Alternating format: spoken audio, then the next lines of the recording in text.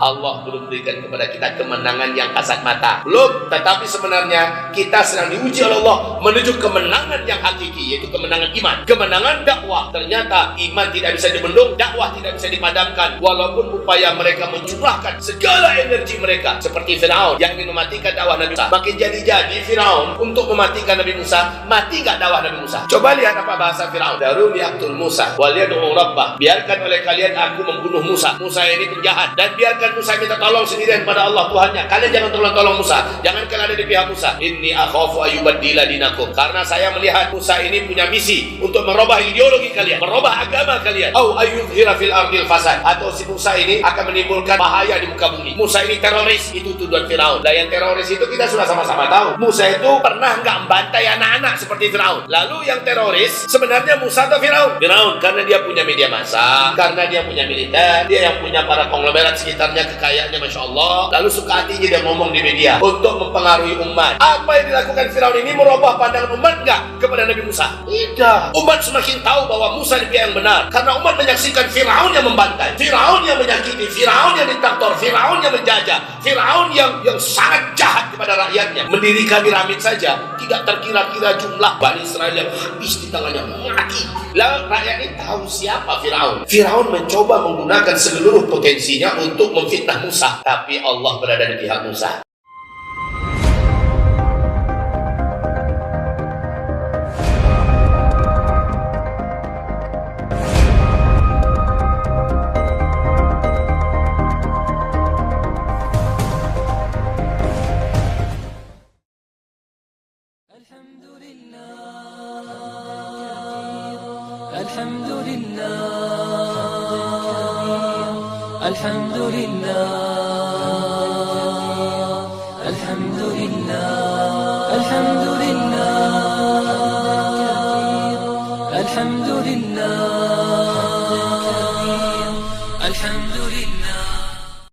Assalamualaikum warahmatullahi wabarakatuh.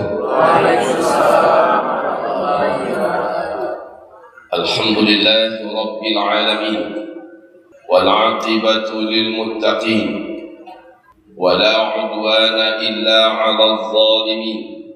Ashhadu an la ilaha illallah wahdahu la syarika lah, wa ashhadu anna sayyidana wa habibana Muhammadan 'abduhu wa rasuluh la nabiyya ba'da. Qala Allah subhanahu wa ta'ala fi mahkami tanzilih, a'udzu billahi minasy syaithanir rajim. Bismillahirrahmanirrahim. Ya ayyuhalladzina amanu taqullaha wa qulu qawlan sadida yuslih lakum a'malakum wa yaghfir lakum dhunubakum wa man yuti'illaha wa rasulahu faqad faza fawzan 'azima. Allahumma arhamna bil Qur'an wa sadaqa Allahul 'azim. Wa qala an-nabiy sallallahu alaihi wasallam, ala inni qad ji'tukum biha bayda'a naqiyyah layluha kanahariha la yazigu 'anha ba'da dhalika ila halik. Amma ba'd. Segala pujian dan syukur kita untuk Allah Subhanahu wa taala atas nikmatnya kita dapat mengerjakan segala kemuliaan dan seluruh kesolehan amal.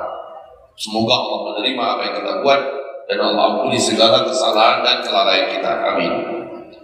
Kemudian salawat dan salam kita untuk Habibillah Sayyidina Muhammad Rasulullah Sallallahu Alaihi Wasallam. Malam hari ini kita diizinkan oleh Allah berkumpul di masjid ini sebagai ganti kerinduan umat untuk mengenang nostalgia indah di mana saat itu Allah menunjukkan izzatul Islam wal muslimin. Jutaan umat turun berduyun-duyun berbondong-bondong karena panggilan iman untuk membela Islam bersama para alim ulama. Maka karena satu dua hal, dan itu dapat kita terima alasannya bisa kita tampung, ditiadakan untuk tahun ini, tetapi insya Allah diganti dalam bentuk-bentuk yang lain. Tapi spiritnya kita tenang di malam hari ini, saya membukakan untuk Bapak Ibu semua surat Al-Maidah yang dulu menjadi sangat-sangat terkenal karena perangai musuh Allah Subhanahu wa taala. Yaitu ayat yang ke-51. Nah, saya ingin bacakan secara ringkas sebagai kenangan yang ini sudah menjadi akidah bagi umat. Alhamdulillah, berkat perbuatan Ahok, maka ini akhirnya menjadi akidah bagi umat. Apa ayatnya? Mari kita dengarkan bersama-sama. A'udzubillahi minasyaitonirrajim. Bismillahirrahmanirrahim. Ya ayyuhalladzina amanu, hai orang-orang yang beriman, la tattakhidul yahuda wan nasara awliya. Jangan sesekali kamu mengangkat orang Yahudi ataupun orang Nasrani. Ini ahlul kitab ya. Sedangkan ahlul kitab saja tidak boleh diangkat sebagai aulia, pemimpin. Jangan angkat mereka, apalagi yang bukan ahlul kitab. Ba'duhum awliya'u ba'd. Karena apa? Karena orang kafir silahkan angkat orang kafir sebagai pemimpinnya, tapi orang mukmin wajib angkat orang beriman sebagai pemimpinnya. Wa may yatawallahu minkum fa innahu minkum. Siapa saja di antara kamu berani mengangkat orang-orang kafir sebagai wali-walinya, sebagai pemimpin-pemimpinnya, Allah resmikan dia sudah ada di agama orang itu. Allah enggak anggap dia muslim lagi. Nanti di ayat 54-nya Allah nyatakan mereka murtad. Orang yang mengangkat orang kafir sebagai pemimpin, sementara Allah telah mengharamkannya, maka Allah katakan mereka murtad di ayat 54-nya. Jadi kita telusuri dulu ayat ini. Allah dengan tegas di sini mengatakan tidak boleh angkat orang-orang non-muslim sebagai pemimpin. Ini ayat dilecehkan oleh Ahok. Alhamdulillah direspon oleh ulama, disambut oleh umat, dan mereka pun datang turun hampir penuh di KI Jakarta itu. Masya Allah. Dan ini sesuatu mukjizat Al-Quran. Bagaimana Allah tunjukkan bahwa sesungguhnya di Indonesia ini masih banyak orang-orang beriman. Betul Pak? Ibu? Dari Bukit Tinggi tak karuan tak berapa banyak yang berangkat ke sana. Allahu Akbar saja yang bisa kita ucapkan. Bapak Ibu, selanjutnya lalu Allah SWT berfirman, Innallaha la yahdil qaumadh dhalimin. Siapa saja yang masih melanggar ayat ini, itu orang zalim ini. Orang zalim. Penghuni neraka jahanam itu hanyalah orang-orang zalim, orang-orang jahil. Itu ayat 51 ya. Ayat 52. Sengaja saya percepat karena kita memorize saja. Ini sekedar untuk menyegarkan ingatan kita kembali. Ayat 52. Di ayat 52 Allah berfirman, "Fataral ladzina fi qulubihim marad yusari'una fihim yaquluna nakhsha an tusibana da'irah." Engkau akan lihat orang-orang yang dalam hatinya ada penyakit. Jangankan orang munafik. Orang munafik ini sudah di atas level orang-orang yang dalam hatinya ada penyakit. Orang-orang yang di dalam hatinya ada penyakit, apalagi orang munafik ya, yusari'una fihim, sangat cepat mereka itu ingin mengangkat non-muslim sebagai atasannya, sebagai pimpinannya. Cuma orang munafik dan orang yang dalam hatinya ada penyakit yang suka mengangkat non-muslim sebagai pemimpinnya. Alasan mereka apa? Ini alasannya Allah sebutkan dalam Al-Quran. Wa yaquluna nakhsha an tusibana dairah. Kalau kami enggak pilih mereka, bahaya untuk kami. Bahaya bagi bisnisku, bahaya bagi pekerjaanku, bahaya bagi masa depanku, bahaya bagi karirku, bahaya bagi popularitasku dan sebagainya. Dan kita di Indonesia juga akan terancam kalau kita tidak angkat mereka. Ini hanyalah orang penyakit dalam hatinya bersarang yang berani berkata begini. Terus nakhsha an tusibana dairah fa asallahu an ya'tiya bil fathi aw amrin min 'indih fayusbihu 'ala ma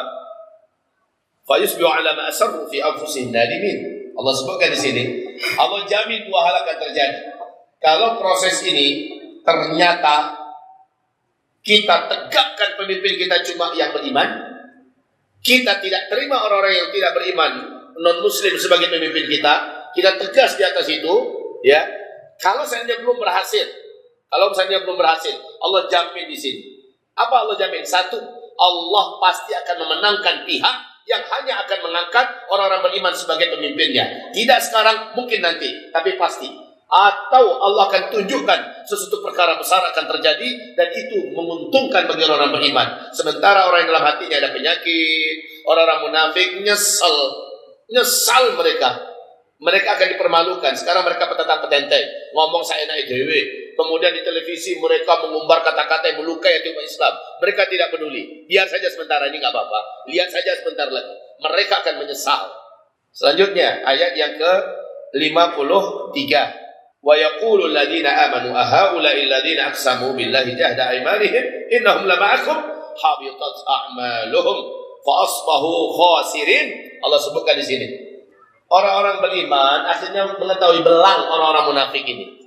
Sekarang Pak, sejak kejadian 411, 212 dan seterusnya itu, sekarang sudah terbelah antara orang beriman dengan orang munafik.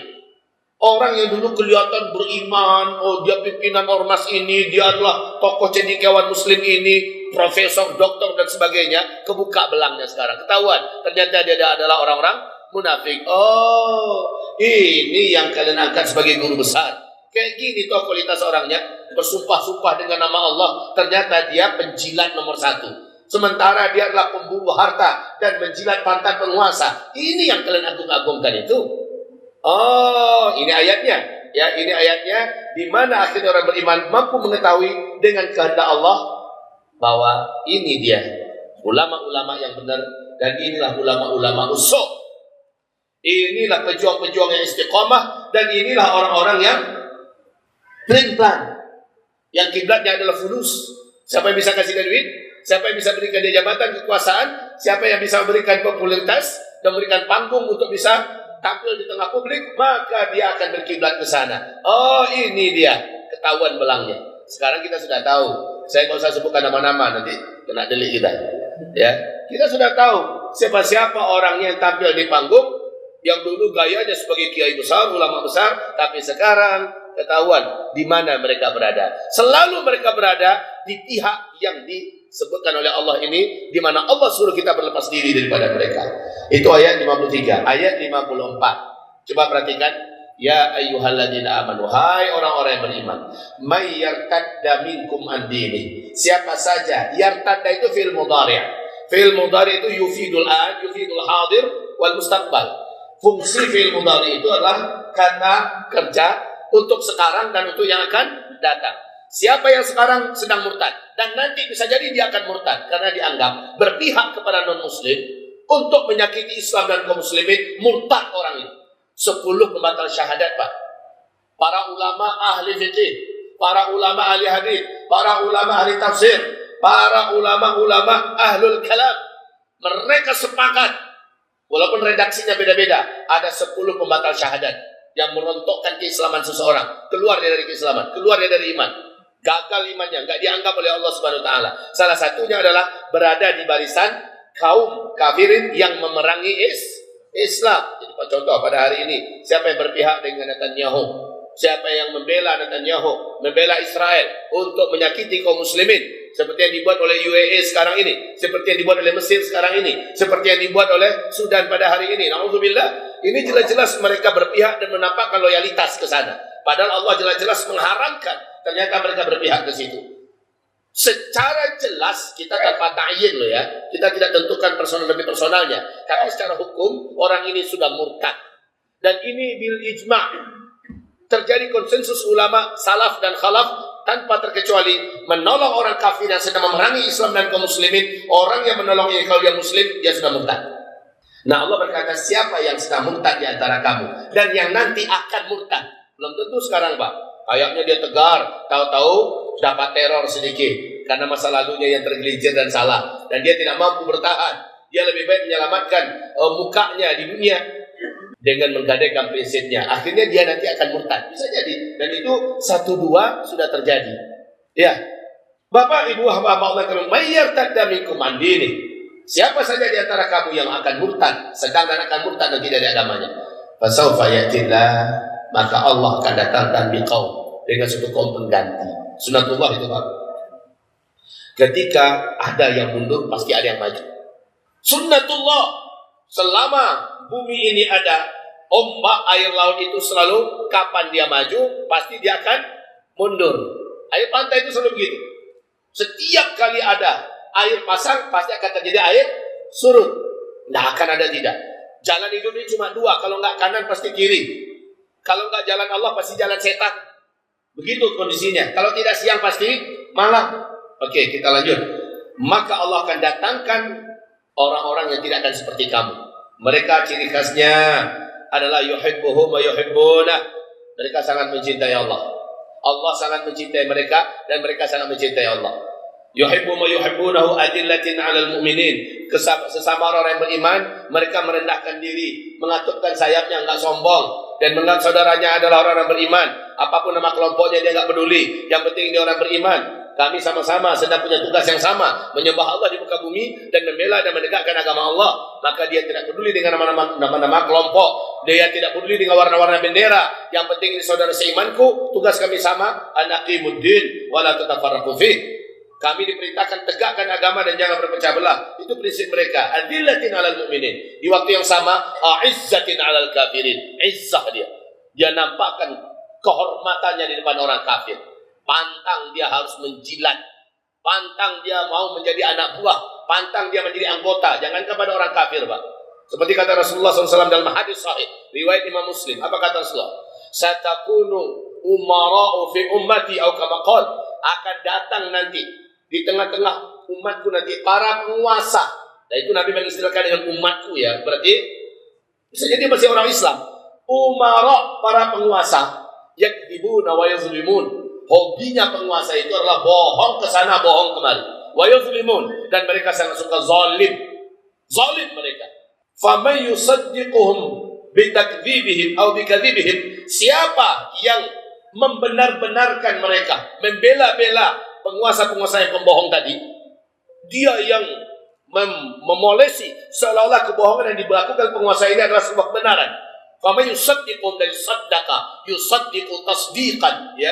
Jadi dia menyengajakan untuk, apakah dia orang media, apakah dia seorang juru bicara, apakah dia seorang jurnalis dan sebagainya, dia berani memoles-molesi kebohongan itu sehingga kebohongan itu kelihatan adalah benar.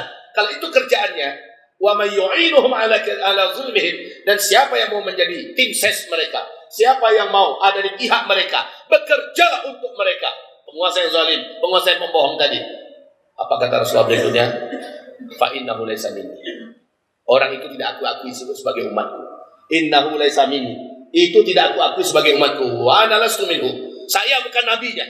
Nabi tidak mau menerima orang itu sebagai umatnya, dan Nabi tidak mengakui orang itu sebagai, dan Nabi tidak pernah mau menerima bahwa dia adalah nabi bagi orang yang semacam itu. Pada hari kiamat Nabi tidak akan memberikan kepadanya syafaat. Nah, ketika kita melihat bahwa ternyata generasi yang Allah datangkan adalah generasi yang punya prinsip, semoga generasi itu adalah kita, amin. Ya, generasi pengganti yang tidak akan bisa berubah oleh harta, oleh jabatan, oleh kekuasaan ataupun tekanan. Ya, dia tetap istiqomah, dia tetap sabar dan sabar, sabar dan sabar. Terus yujahiduna fi sabilillah, mereka berjihad di jalan Allah Subhanahu wa taala, wala yakhafuna laumata laim. Enggak peduli dia.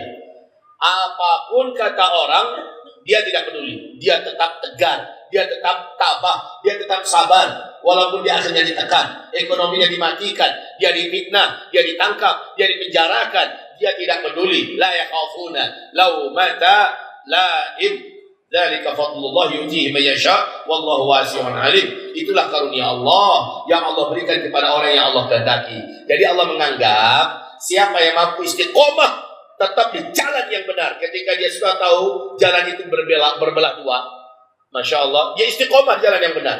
Seperti kata Nabi di akhir zaman, di waktu fitnah Duhaimah terjadi, umatku akan terbelah menjadi fustataini. Masih ingat kajian kita? Umatku akan terbelah menjadi fustataini, menjadi dua kelompok. Fustatu imanin la nifaqa fi. Kelompok yang penuh dengan iman, tidak ada kemunafikan pada kelompok itu. Dan satu kelompok yang lain, fustatu nifaqin la imana fi, kelompok kemunafikan yang tidak ada iman dalam kelompok itu. Ya, ketika itu sudah terjadi, fantadhiri dajjal min yaumihi au min ghadihi, tunggu dajjal pada hari itu munculnya atau esok harinya, saking dekatnya. Nah, Bapak Ibu hamba-hamba Allah yang kami muliakan, ternyata kita mampu berada di kelompok yang beriman. Kita tegar dan sabar, nggak jadi mata-mata loh ya. Ada juga yang masih di sini tapi jadi mata-mata, kerjanya nyata. Nah, siapa nih? Siapa nih? Nanti masukkan daftarnya. Dia dapat fulus sikit. Ya, fulus yang macam ini rela dia untuk menjual nama saudaranya. Jadi mata-matanya. Yang macam ini nih, Allah Maha tahu dan Allah akan apungkan dia dalam penderitaan dan azab yang hina dalam kehidupan dunia sebelum dia disuul khatimahkan oleh Allah. Lanjut. Jadi karunia Allah itu Allah berikan kepada yang Allah kehendaki. Ayat terakhir, innama waliyukumullahu wa rasuluhu waladina amanu alladzina yuqimuna shalah wa yu'tuna zakah wa hum raki'un. Wali kamu cuma Allah, Rasulnya, dan orang yang beriman. Orang yang beriman macam mana? Yang setia sholat berjamaah. Yuqimuna shalah, setia sholat berjamaah, disiplin sholat berjamaah. Wa yu'tuna zakah, dan mereka senantiasa mengeluarkan zakat. Wa hum raki'un, dan mereka adalah orang-orang yang rukuk, orang yang tunduk kepada Allah Subhanahu wa taala. Wa may yatawallallahu wa rasulahu, siapa saja orang yang mengangkat Allah sebagai walinya dan mengangkat Rasul sebagai walinya, walladzina amanu, dan mengangkat orang yang beriman sebagai walinya, fa inna hizballahi humul ghalibun, sesungguhnya Hizbullah itulah yang pasti mengalahkan. Nah ini ya, ini adalah urutan ayat dari surat Al-Maidah ayat 51. Kita sebaiknya jangan baca surah Al-Maidah saja, ikuti ke bawahnya. Ternyata ada jalur ceritanya. Dengan itu kita paham, kita sebaiknya ada di pihak yang mana. Nah Bapak, Ibu, hamba Allah, kemenangan itu memang penuh dengan romantikanya. Aneh, kita inginnya menang. Bapak, Ibu, saya yakin sudah besar berharap kemenangan itu datang. Ketika gegap gempita, ya, umat dari mana-mana berdatangan. Satu kalimat umat, la ilaha illallah, di bawah komando ulama. Masya Allah, ini mencemaskan dan menggemparkan dunia. Dunia langsung menyoroti apa yang terjadi dengan Indonesia. Kita merasa inilah kebangkitan Islam. Wah, kan begitu. Kita merasa Indonesia akan menjadi lokomotif kebangkitan Islam tingkat dunia untuk mengantarkan pada fase kelima kelak. Kita merasa optimis betul kita saat itu. Ternyata terjadilah berbagai macam saringan dari Allah Subhanahu wa taala. Allah belum berikan kepada kita kemenangan yang kasat mata. Belum. Tetapi sebenarnya kita sedang diuji oleh Allah menuju kemenangan yang hakiki, yaitu kemenangan iman. Kemenangan dakwah. Ternyata iman tidak bisa dibendung, dakwah tidak bisa dipadamkan. Walaupun upaya mereka mencurahkan segala energi mereka, seperti Firaun yang ingin mematikan dakwah Nabi Musa. Makin jadi-jadi Firaun, makin kalut Firaun untuk mematikan Nabi Musa. Mati nggak dakwah Nabi Musa? Coba lihat apa bahasa Firaun. Daruni aqtul Musa wal yad'u rabbah. Biarkan oleh kalian aku membunuh Musa. Musa ini penjahat. Dan biarkan Musa minta tolong sendirian pada Allah Tuhannya. Kalian jangan tolong Musa. Jangan kalian ada di pihak Musa. Inni akhafu ayyubaddila dinakum. Karena saya melihat Musa ini punya misi untuk merubah ideologi kalian, merubah agama kalian. Au ayyudhira fil ardil fasad. Atau si Musa ini akan menimbulkan bahaya di muka bumi. Musa ini teroris. Itu tuduhan Firaun. Lah yang teroris itu kita sudah sama-sama tahu. Musa itu pernah nggak membantai anak-anak seperti Firaun? Pernah tidak? Lalu yang teroris sebenarnya Musa atau Firaun? Firaun, karena dia punya media massa, karena dia punya militer, dia yang punya para konglomerat sekitarnya, kekayaannya Masya Allah. Lalu suka hatinya dia ngomong di media untuk mempengaruhi umat. Apa yang dilakukan Firaun ini merubah pandangan umat enggak kepada Nabi Musa? Merubah pandangan umat tidak? Tidak. Umat semakin tahu bahwa Musa di pihak yang benar, karena umat menyaksikan Firaun yang membantai, Firaun yang menyakiti, Firaun yang diktator, Firaun yang menjajah, Firaun yang sangat jahat kepada rakyatnya, mendirikan piramid saja tidak terkira-kira jumlah suku suku Bani Israel yang habis di tangannya, mati. Lalu rakyat ini tahu siapa Firaun.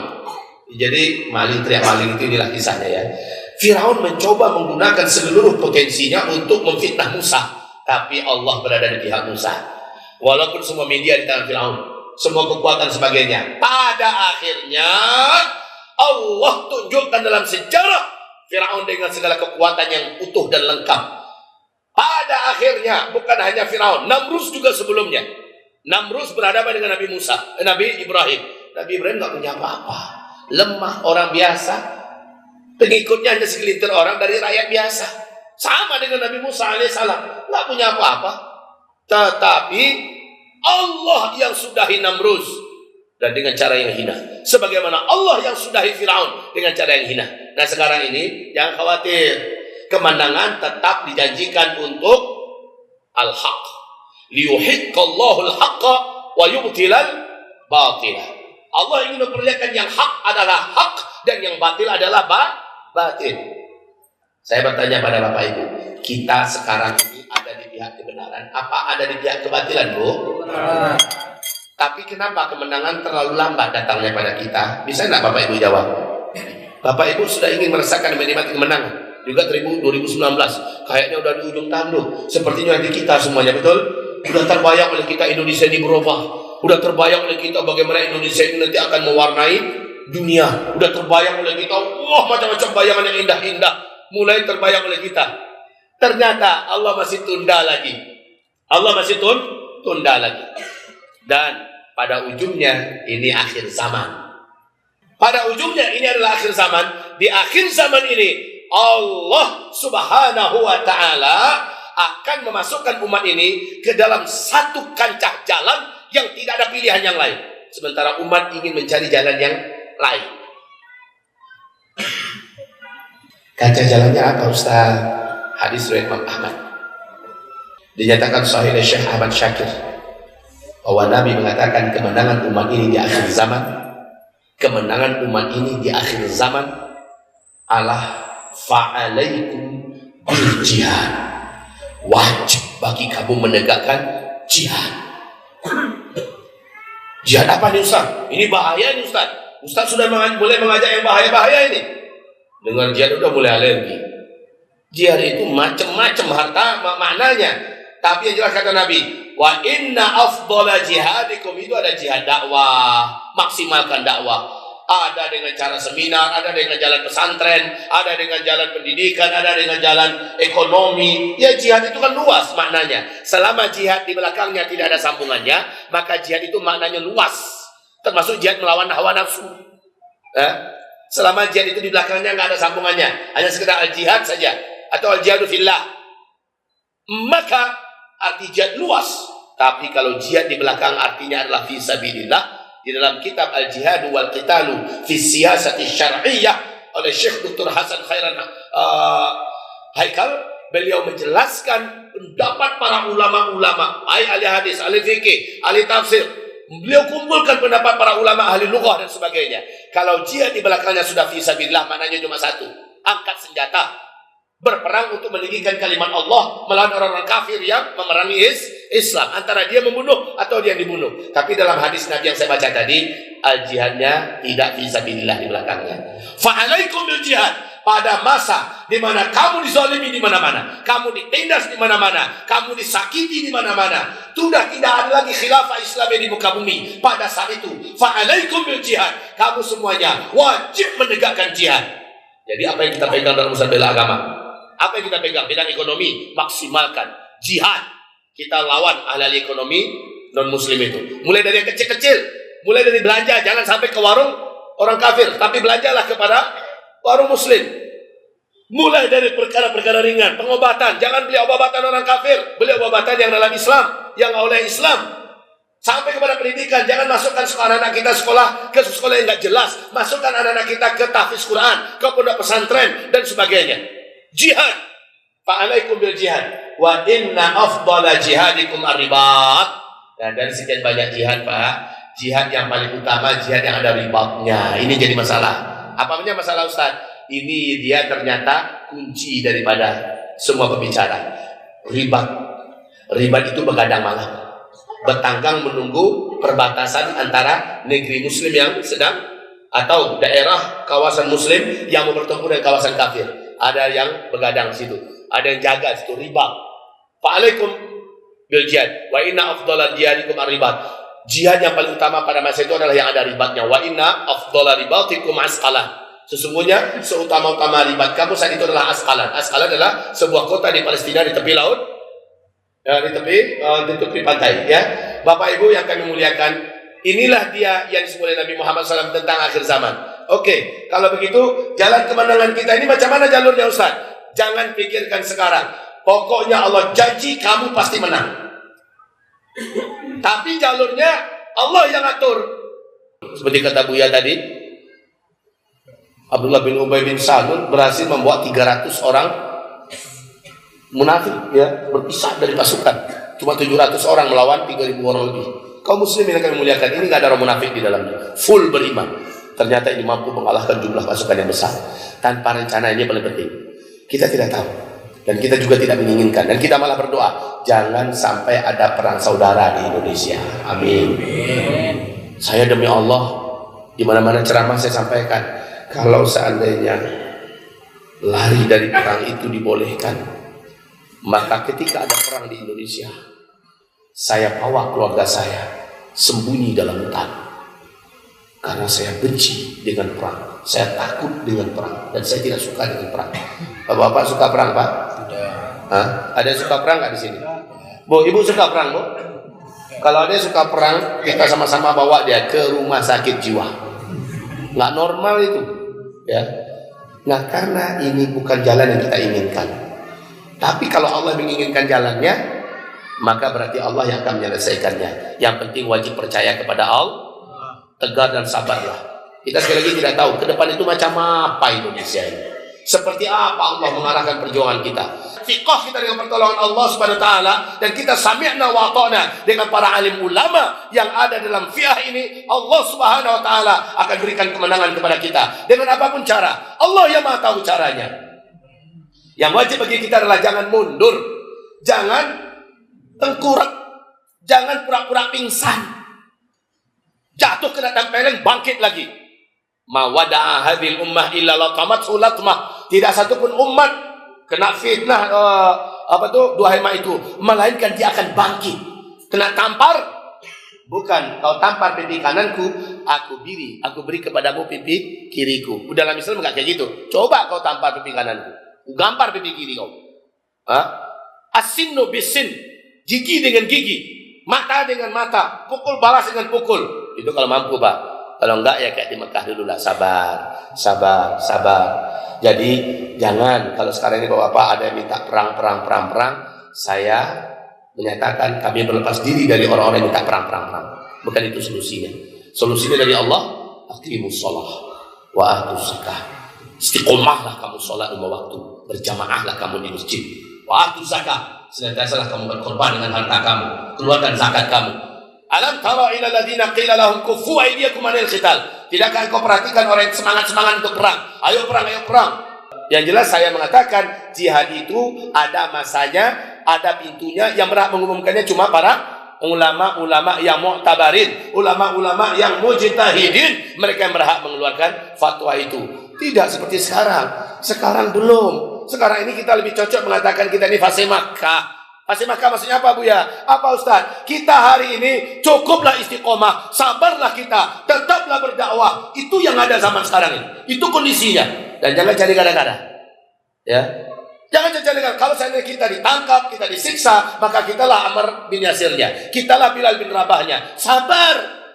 Itu urusannya.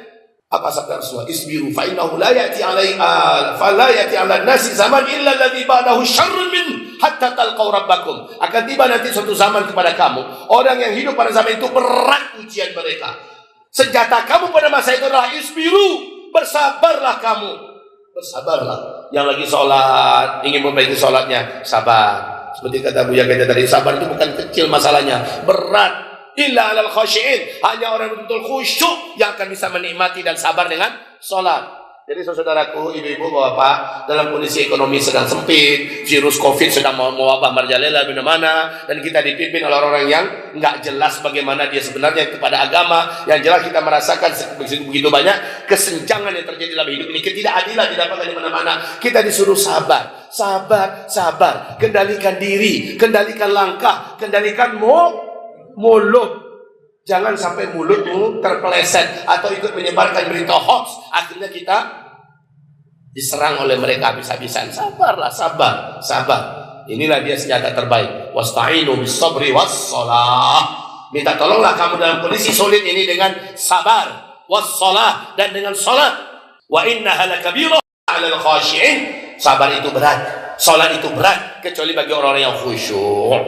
Jadi saudaraku, ini pembahasan kita tentang menjaga spirit 212. Kita akan tetap bela Islam, betul? kita akan tetap berada di jalan yang telah ditempuh oleh Rasulullah dan para sahabat, dan tetapi kita bersama cucunya Rasulullah Sallallahu Alaihi Wasallam. Bapak Ibu akan tetap istiqomah tidak di jalan dakwah? Benar? Angkat tangannya kalau betul. Siapa? Allahu Akbar. Takbir. Allahu Akbar. Kita doakan beliau. Kita tidak bisa menolong beliau dari sini, tapi doa kita tidak ada yang bisa menghalangi. Mungkin fulus kita bisa dihalangi, mungkin perjalanan kita ke sana banyak menghalangi, tapi siapa yang bisa menghalangi ketika kita berkomunikasi dengan pemilik langit dan bumi? Kita berdoa, kita menangis, ya Allah tolong dakwah kami, tolong perjuangan kami, lindungi Habib kami ya Allah. Banyak makar dipersiapkan untuk beliau, untuk memberangus perjuangannya ini, dan bahkan untuk membunuh beliau ya Allah. Selamatkan beliau dan keluarganya dan para habib-habib sekitarnya, para ulama-ulama dan dai-dai, ustaz-ustaz dan tokoh-tokoh yang ada di barisannya. Ya Allah tolong beliau. Begitu Pak. Kita tidak mengatakan kemenangan hanya dengan beliau, tidak. Tetapi figur macam itu memang selalu dibutuhkan dalam setiap waktu dan zaman. Kalau adanya beliau saat ini ya bismillah. Ustaz, dia banyak juga kekeliruan kesalahannya. Sedangkan Nabi Muhammad 8 kesalahannya Allah turunkan ayat meluruskan Nabi Muhammad. Itu kakeknya beliau, dan Nabi Muhammad itu maksum. Saya tertegun dengan bahasanya Bapak Amin Rais hari ini. Takjub saya. Ada dengar nggak dialog hari ini? Bapak Amin Rais mengatakan kalimat yang cukup berkesan. Apa kata beliau? Umat ini sudah begitu lama gamang istilahnya, begitu lama gamang antara takut dengan ingin maju tapi takut. Tapi ketika muncul figur ini dengan segala keberaniannya, itu akhirnya menyentrum orang yang ragu-ragu tadi. Semuanya akhirnya terpantik oleh semangat yang sama, dan sekarang kita semua merasakan kita ada satu hati bersamanya. Dan kami berjanji Habib, kami akan berjuang sampai akhir bersama engkau. Itu kan alhamdulillah, ini orang tua Pak menyadari akhir-akhirnya harus bersama siapa dan harus bagaimana. Nah, kita yang muda-muda bagaimana? Kita yang muda-muda bagaimana kira-kira? Bagaimana yang kita muda-muda? Akan tetap berjuang bersama nafsu atau bersama ulama? Kalau bersama ulama, sami'na wa ata'na. Jadi di masa-masa susah ke depan, maka inilah jawabannya. Semasa lapang ini banyakkan sedekah infak kita. Dari saya mungkin itu saja. Mohon maaf lahir batin. Dan di depan guru kita yang tercinta, Buya yang kita muliakan, Kiai Tengku Zulkarnain, kita doakan semoga Allah jaga kesehatan beliau, Allah jaga keafiatan beliau. Ini orang tua kita, masya Allah, sudah setua ini beliau tidak pernah mundur untuk memimpin kita, berdakwah dan mencerahkan umat. Kita doakan beliau. Karena maaf, orang-orang semacam beliau ini yang diinginkan oleh musuh-musuh NKRI. Orang-orang macam beliau ini yang diinginkan oleh musuh-musuh dakwah, musuh-musuh Islam. Ya, jadi para pemuda dimanapun berjumpa dengan ulama-ulama kita seperti beliau, wajib pasang badan sekitarnya, wajib. Baik, semoga barokah apa yang kami sampaikan, dan minta maaf atas seluruh kesalahan. Jazakumullah khairan katsira, hayakumullah seluruh jamaah. Kami berdoa semoga Allah istiqomahkan Bapak Ibu seluruhnya ya. Allah jadikan Bapak Ibu seluruhnya tetap merapikan masjid mana saja berada. Sekali lagi ingat, jangan mau dipecah belah. Nah, semoga bermanfaat. Jazakumullah khairan katsira. Subhanakallahumma bihamdika asyhadu an la ilaha illa anta astaghfiruka wa atubu ilaik. Assalamualaikum warahmatullahi wabarakatuh.